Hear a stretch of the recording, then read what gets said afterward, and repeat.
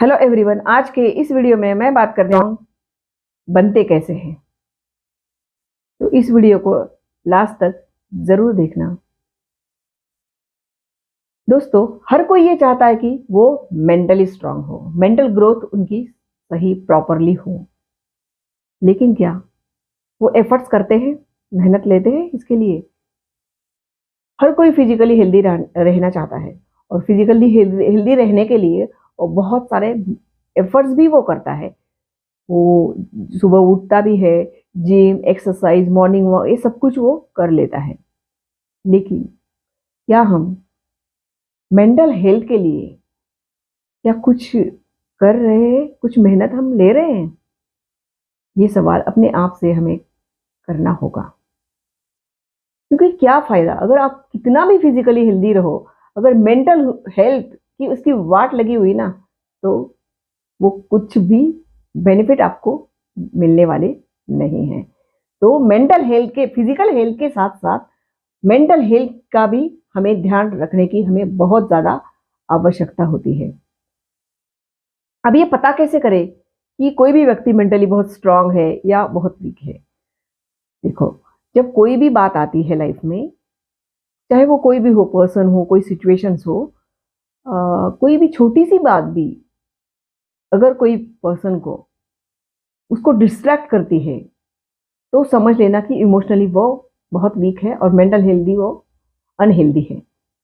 और कोई भी बात में, कोई भी बड़ी से बड़ी चैलेंज में, टफ सिचुएशन में कोई भी व्यक्ति अगर स्ट्रांग पाता है, अपने आप को मजबूत पाता है, उसको बहुत इजीली ओवरकम कर रहा है, तो इट मीन्स वो मेंटली बहुत स्ट्रांग है।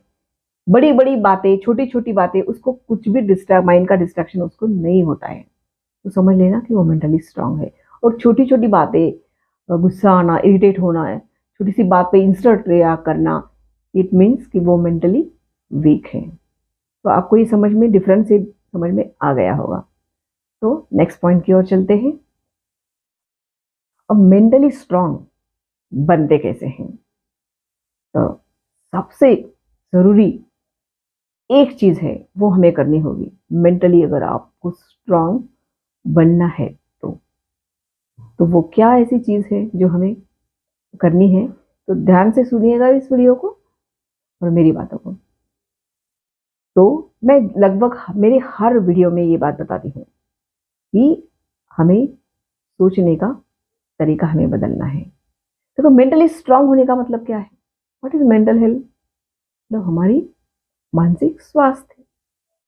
अगर आप यहां से ही स्ट्रांग नहीं हो, इट मीन्स आप वीक हो।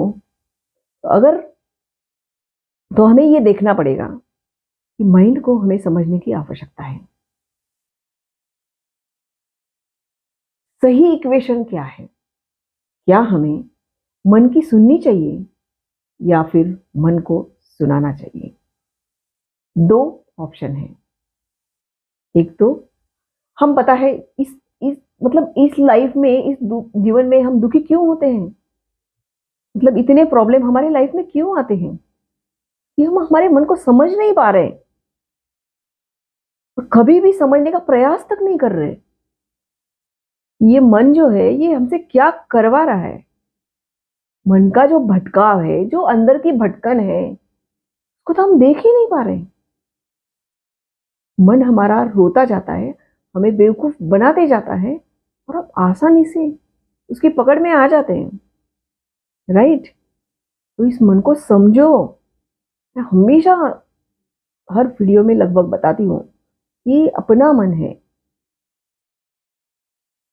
जब मन हमारा है, विचार हमारे हैं, ये लाइफ हमारी है, तो इसका कंट्रोल हम किसी और को क्यों दे? क्यों ये अथॉरिटी दे? क्यों हमें वैलिडेशन की जरूरत पड़ती है?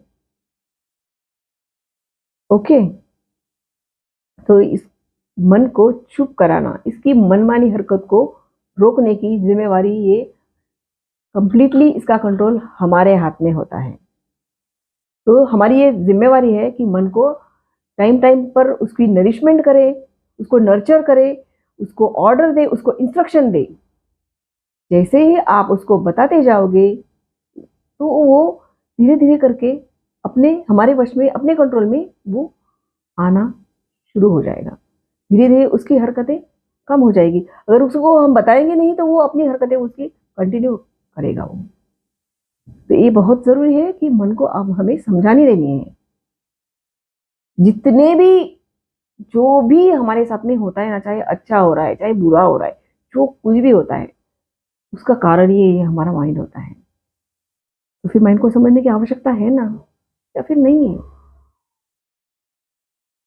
हम बिल्कुल आंख पर पट्टी बांध करके चल रहे हैं।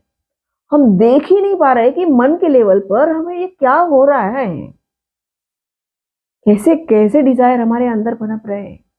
रोको, इस डिजायर को रोको। हाँ, अगर अच्छी दिशा में है, सही दिशा में है, अगर आपको सिर्फ ग्रोथ की ओर लेकर जा रही है तो उस डिजायर को ठीक है, वो चलनी भी चाहिए। लेकिन गलत अगर उठ रहे हैं तो उसको जाकर के को वहीं पे एंड कर दो। तो ये होता है मन को समझाने का तरीका। अगर ये अपने प्रॉपरली ये जान लिया कि इसको हैंडल कैसे करना है, तो आप मेंटल हेल्थ आपकी बहुत स्ट्रांग हो सकती है, मेंटली आप ग्रो कर सकते हो। और दूसरा तरीका है हमारी सोच को बदलने का, क्योंकि सोच बहुत मैटर करती है।